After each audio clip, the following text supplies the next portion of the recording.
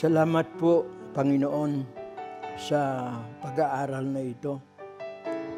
Buksan mo po ang aming mga pag-iisip, ang aming mga espiritu, upang ang iyong salita ay matanim sa amin at magbunga ng lubusang paglakad sa iyong kalooban. Pagpalain mo po ang bawat isa sa pangalan ni Jesus. Amen. Ang pamagat ng ating pag-aaral ngayon ay ang plano ng Diyos sa buong panahon. Itong pag-aaral na ito ay kung tawagin sa mga ebangheliko ay dispensational studies. Ang dispensational studies ay pag-aaral sa kalooban ng Diyos sa bawat panahon. Sa definition ni Dr. Scofield, ang dispensation ay defined as such: a dispensation is a period of time during which man is tested in respect to his obedience to some specific revelation of the will of God. Ito pong pag-aaral na ito, ang referensya ko po ay ang aklat na authorized version edited by Dr. C.I. Scofield. Ito po ay isang Bible na ang version po ay King James, pero ang edited by Dr. Scofield. Si Dr. Scofield, mga kapatid, ang kanyang persuasion ay isang Baptist. Ang isang bagay na maganda kay Dr. Scofield sa mga bagay na darating sa eschatology. Kung nga siya ay Baptist, salungat po siya sa maraming paniwala ng mga Pentecostal. Salungat siya sa baptism ng Holy Spirit.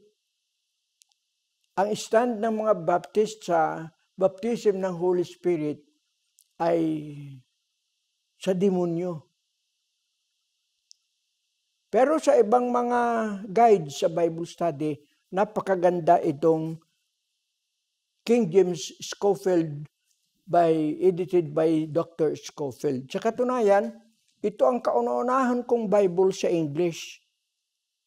Of course, dalawang Bible ko, isang Bible sa Hilonggo at isang Bible sa English na Scofield. Kaya ang una kong English Bible ay Scofield. Matagal na hawak ko yan. Hanggang sa pumasok ako sa Bible school. Kaya naman Scofield ang napili ko. Ang aking missionary noon, si Brother Jack Ritchie, ang Bible ay Scofield. Dahil si Brother Jack, ang kanyang background, bago siya kung tawagin ay United Gospel Tabernacle, ay Baptist ang kanyang mga magulang, if I'm not mistaken, were Baptist. At si Brother Ritchie ay may background ng Baptist. Kaya ang kanyang Bible ay Scofield. Sa biyaya ng Diyos, napakalaking pakinabang ko po dito sa Bible dahil sa kanyang mga Bible study helps. Sa katunayan, itong dispensational studies ay saulado ko na bago ako pumasok sa Bible school. Na ako'y pumasok sa Bible school, nag-attend ako ng short-term Bible school sa aming lugar na binuksan ng aming missionary. Mga 3 or 6 weeks siguro. Kaya ang tawag doon ay short-term Bible school. Nakapag-aral ako doon. Kaya nang pumasok ako sa Bible school, sa Foursquare, naging Foursquare yung aking missionary si Brother Ritchie, naging Foursquare din ako. Kaya pumasok ako sa Bible school sa Foursquare, alam ko na ang dispensational studies. Ang aking mga classmate, of course, ay walang alam dito. Dahil specific na ito ay itinuro sa amin sa short-term Bible studies. Kaya sa katunayan na pumasok ako sa Bible school, para akong medyo bihasa na sa Bible. Nakapag-preach na ako, nagkakandak na ako ng evangelistic meeting. Kaya medyo abante ako sa aking mga classmates. So, itong dispensational studies or plan of the ages ay basically at fundamentally ito ay sa Scofield Bible. Ang reference po nito. Kaya ito ay hindi aking sarili. Ito ay galing sa pagtuturo o sa Scofield Bible. Ito pong leksyong ito na kung tawagin po ito sa Protestante ay dispensational studies na ang definition ng dispensation sa definition din ni Dr. Scofield ay ganito. Ito po ang definition ng dispensation. A dispensation is a period of time during which man is tested in respect to his obedience to some specific revelation of the will of God. Yan po ang definition ng dispensation. Minsan lang pong ginamit itong salitang dispensation, at ito ginamit sa New Testament ni Paul sa 1 Corinthians 9:17. Ang salitang dispensation, ang sabi po niya ganito, "For if I do this thing willfully or willingly, I have a reward. But if against my will, a dispensation of the gospel is committed unto me." Minsan lang ginamit ito sa New Testament, ang salitang dispensation. Kung mayroon kayong alam na talata sa New Testament, siguro, sabihin niyo sa akin, hindi ko alam yun. Pero ito po ang alam ko na times na ang dispensation ay ginamit sa New Testament. Ano nga ang dispensation? Ang sabi ay, a period of time when God tests the obedience of people according to the specific revelation of the time. Kaya ang dispensation sa panahon ni Paul sa makatwid, sa kanya ay ibinigay ang pamamahala sa pagpapatupad ng kalooban ng Diyos sa kanyang panahon.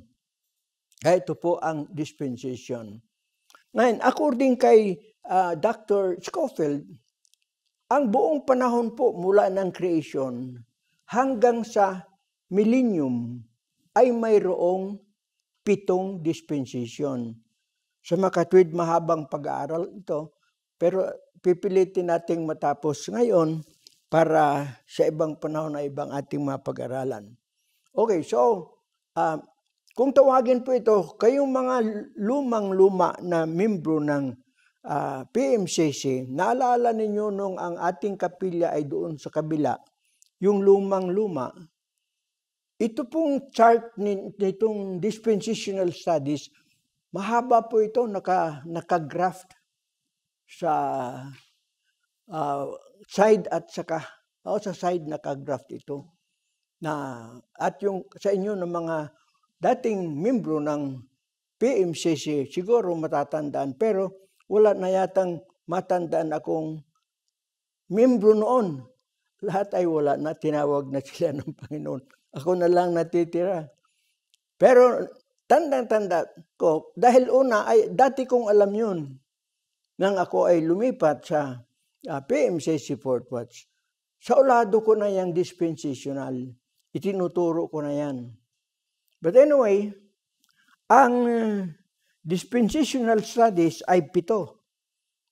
Ito ang, kung tawagin, ay plan of the ages. Alam niyo ang bintahan, mga kapatid, na alam natin ito, magkakaroon tayo ng wider na perspective sa plano ng Diyos at sa pagtupad sa kalooban ng Diyos. Maunawaan natin ang paniwala ng mga Protestante, ang kanilang mga pagkakamali. Maunawaan natin kung saan ito nagmula. Halimbawa, yung paniwala ni Kibuloy na tayo ngayon ay nasa ika-7 ng dispensation, which is the millennium. millennium na. Kaya kay Pastor Kibuloy, nasa millennium na tayo. At ang Kingdom of God, yung barangay na yun, sa kanya yun ay New Jerusalem. Kaya pinaganda niya yan. Kaya may Garden of Eden siya doon. Dinala na niya ang maraming politiko diyan at ipinakita niya ang Garden ng Eden. Kaya sa atin, naunawaan ko yung ganung paniwala. Bakit? Iyan ang orientation ng Protestante. Ang ikapitong dispensation ay ang millennium. Ay tapos na ang ika-6. Ay ikapito, kaya millennium. Kaya maunawaan mo kung bakit. At ang maraming protestanting na mali, yung mga Koreano, naalala ninyo? Yung mga Koreano na ang paniwala nila, darating ang Panginoon noong Oktubre. 2019 yata yun, o 17. Ang mga Koreano ay hindi natutulog. Hanggang mga alas 11 sila nagsiservice dahil ang paniwala nila, darating ang Panginoon. Kung sila ay napagod, hindi pa dumating. Kaya tumigil na lang sila. Pero maunawaan mo, sincero sila. Ito ang orientation ng mga Protestante sa dispensational studies. At itong dispensational study ay hindi lang paniwala ng isang Protestante. Sa katunayan, may Bible nga eh. Ang Scofield Bible. At biyaya ng Diyos, ako'y medyo sanay dito dahil ito ang unang English Bible ko na ako yung people eh. Talagang pinag-ipunan ko yun, yung Bible na yun dahil wala akong pera eh. Nagtrabaho ako at inipon ko at nakabili ako. Yun ang unang Bible ko. Dati ang Bible ko ay Hiligay nun. Kaya marunong ako mag-Ilonggo eh. Nakaka-translate ako dyan. Interpreter ako sa Ilonggo at Tagalog eh. Pag may mga English missionary galing sa Hong Kong, Australia, Canada at Amerika, ako ang nag-i-interpret niyan. Kaya kung saan sila, ay doon ako. Kaya ako'y Bible student na nakaikot na ako sa maraming bahagi ng Pilipinas. Dahil sa mga missionary nga, pag dumating ay ako ang interpreter. Kaya, yan ang pagkaalam ko sa dispensational studies. Ngayon, ayon sa chapter 1 ng Genesis, ito mga kapatid ang una sa 7 dispensation sa Genesis 1:28. Ang sabi po ay ganito, "And God blessed them, and God said to them, Be fruitful and multiply, and fill the earth, and subdue it, have dominion over them, the fish of the sea, and over the fowl of the air, and over every living thing that moveth on earth." Ito po ang kung tawagin ni Dr. Scofield ay dispensation of innocence. The first dispensation, ang ibig sabihin ng innocence, ang tao noon ay hindi bagong creation kasi sila eh. Hindi sila masasabing righteous o holy. Sila ay inosente.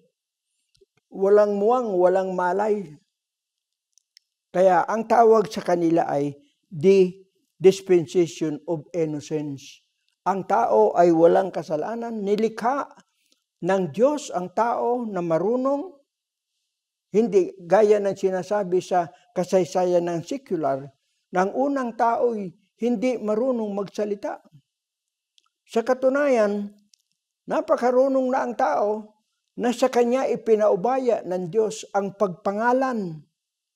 Lahat ng creature na alaala ninyo na sila ay pinatayo ng Panginoon at pinadaan ang lahat ng hayop. At kung ano ang itawag ng tao, yun ang naging pangalan. Hindi ko lang matiyak kung ang baboy ay alam ni Adam yun. Kaya pagkatapos ng creation, Wala pang pangalan ang mga created. Ang sabi lang sa kanila ng Diyos sa verse 28, creation will be under them. Lahat. Ang sabi, be fruitful and multiply and fill the earth and subdue it and have dominion over the fish of the sea, over the fowl of the air, and over every living thing that moveth upon the earth. So, inclusive ito. Lahat ng nilalang mapapailalim sa kontrol ng tao. Inyong mapapansin na ngayon, maraming hayop na ang hindi makontrol ng tao. Ang leon, hindi makontrol. Ang tigre.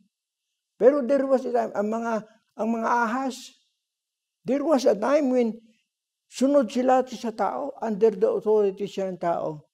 At inyong mapapansin, na sa millennium, ito ay ibabalik sa kanila. Dahil wala ng kasalanan, ang hayop ay magiging payapa. Hindi na manunuklaw ang ahas. At ang ahas ay kakain ng alabok. Naalaala ninyo, parusa sa ahas yan. Gagapang ka sa iyong tiyan at alabok ang iyong kakainin. Ang tanong, ay bakit kumakain ng tao? Ay paghahara-hara ka talaga sa malaking sawa, ikakainin ka niyan. Pero natural yan, kahit hindi kumain ng flesh, ang sawa ay mabubuhay. Sapagkat yan ang tagubilin sa kanila. Sa iyong tiyan, lalakad ka, kaya walang paa yan eh. At sa alabok ng lupa, mabubuhay ka. So, yan ang innocence. So, ang tao sa innocence ay nahulog sa pagkakasala. At siya nga pala, sa 7 dispensation na ito, sa 1 hanggang 6, bagsak ang tao. Bumagsak siya. Hindi siya makapasa sa pamantayan ng Diyos sa bawat dispensation na siya'y hahatulan ng Diyos ayon sa kanyang pagsunod sa naipahayag na kalooban ng Diyos. Kaya sa 6 na dispensation, nasumpungan ang tao. Kaya nga, ang tao sa harapan ng Diyos ay walang pag-asa, hopeless, helpless. Naging alipin siya ng kasalanan. Naging alipin siya ng maraming bagay dahil siya ay nahulog sa kasalanan. Nang hindi siya nahulog sa kasalanan, siya ay makapangyarihan. Kaya ang authority ay bunga ng matuwid na buhay, banal na buhay, buhay na nakakabit sa Diyos. Pag lumayo sa Diyos ang tao, magiging alipin siya ng kanyang kasalanan. Kaya ngayon, akala ng tao, aasa siya sa edukasyon, aasa siya sa science. Ang mga ito ang sisira sa tao. Ang mga bomba nuclear ay bunga ng science, bunga ng edukasyon ng tao. Ito rin ang sisira. Kaya ngayon mga kapatid, sa mga aral sa kalooban ng Diyos, maganda yung science, maganda yung edukasyon, maganda ang pinag-aralan. Ang problema ng mga ito, unti-unti na ang tao'y umaasa sa kanyang edukasyon, umaasa sa kanyang karunungan. Ano pat, nalalayo siya sa Diyos. Kaya ang aral dito na sa lahat ng dispensation, maliban sa dispensation ng New Kingdom, ang tao ay bumagsak. Ang tao ay hindi kaya na mabuhay sa kanyang sarili. Palagi siyang magiging alipin ng kanyang kahinaan, ng kanyang kasalanan, ng kanyang pita. Aalipinin siya. Mahihiwalay at malalayo siya sa Diyos. Kaya yan ang unang dispensation. Yan ay makikita ninyo sa Genesis. Kung mayroon kayong Scofield Bible, makikita ninyo sa Genesis 1:28. Kaya ang unang dispensation, innocence. They were neither righteous or evil. They were not sinner or evil. Ang innocence ay walang malay. Kaya ang mga bata, may panahon na yan innocence. Pero may panahon na ang puso ng bata ay nababalot ng kalukuhan. Na ang tanging aalis sa kanya dyan ay ang correction, rod of correction. Kaya may kasabihan sa Bible, spare the rod, spoil the child. Ilayo mo raw ang pamalo. Ang bata ay magiging abusado. Kaya yan mga kapatid, kaya nang ang tao ay innocence, wala siyang batas. Wala siyang batas. Saka lang siya nagkaroon ng kamalayan sa mali at tama. Kaya tama rin si Satanas na siya'y magiging gaya ng Diyos na malalaman ang mali at tama. Ang problema ng tao nang siya ay sumalangsang. Alam niya ang tama, alam niya ang mali.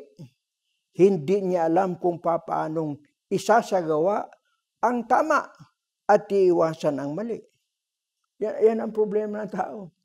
The knowledge of right and wrong is good. If you have the power to do what is right and to avoid which is wrong. Which man has no such power? Kaya ang tao, nang siya ay sumalangsang, naalipin siya ng kasalanan. Kaya pumasok ang ikalawang dispensasyon.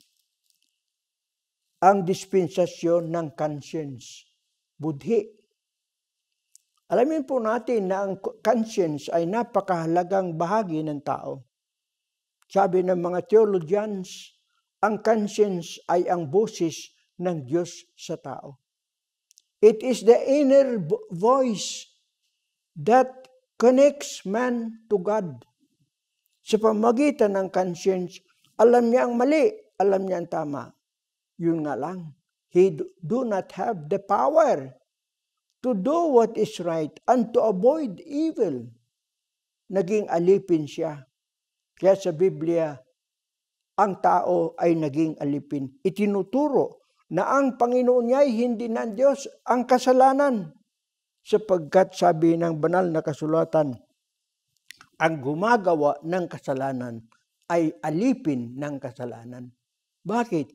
Sunod-sunuran siya. Ang kasalanan ay makapangyarihan. At nang ang tao ay magkasala, nahiwalay siya sa Diyos, nawalan siya ng power, at siya ay naging alipin ng kasalanan.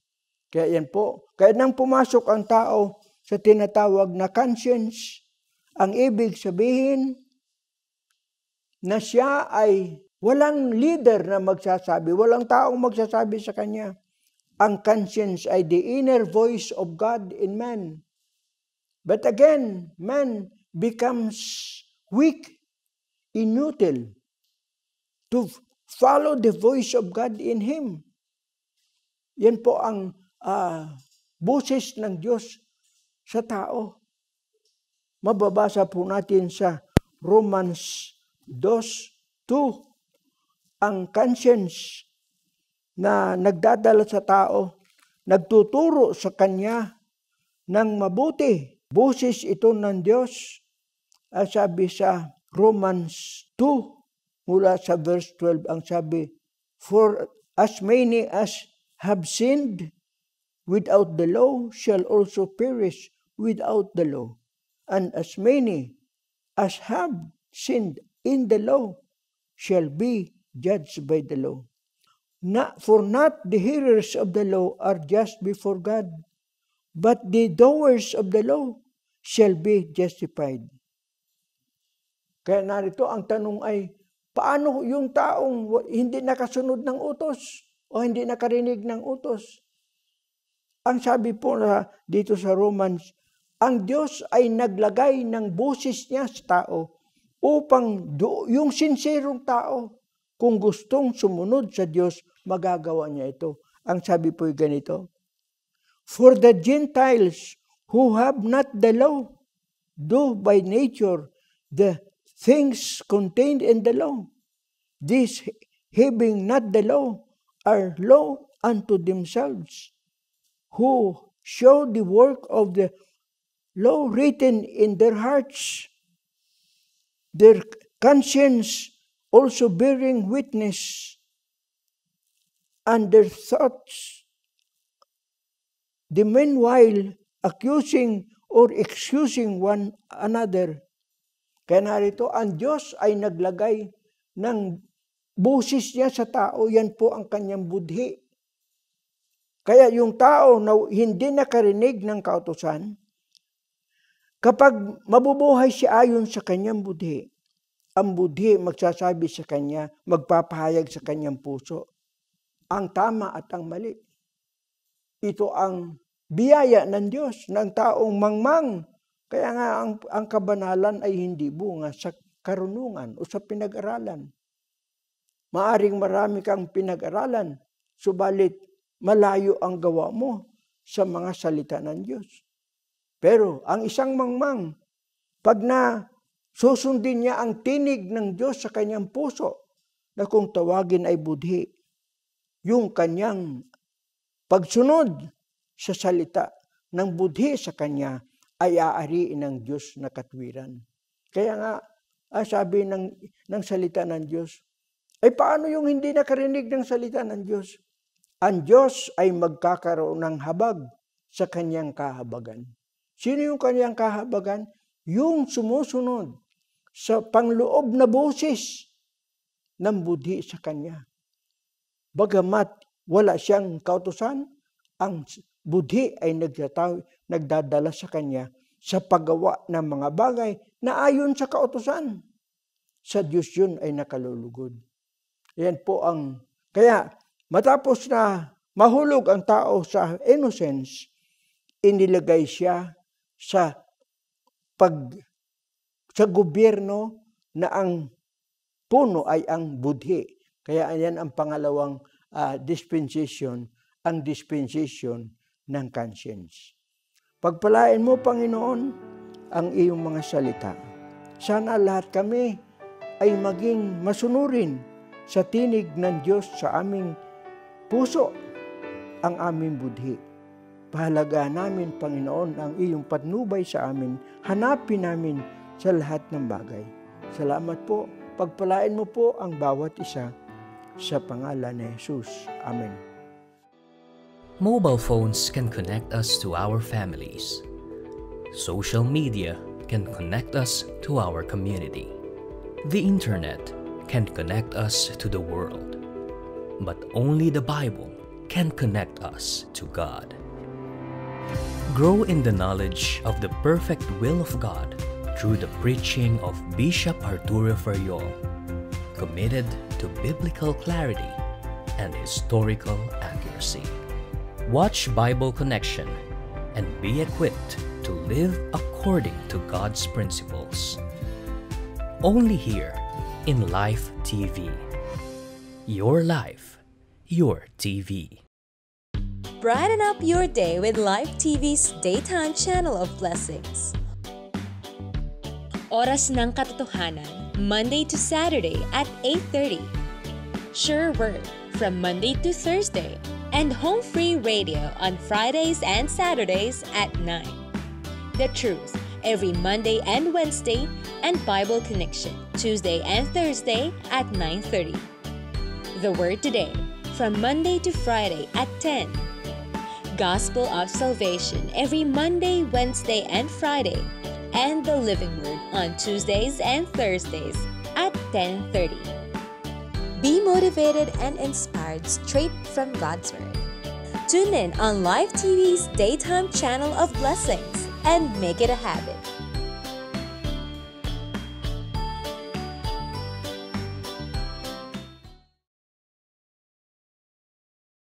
We hope that you experience God's divine moving through this program. To know more about Jesus, call or text us through the following hotlines flash on your screens. Join us again in our next episode, and may God bless us all.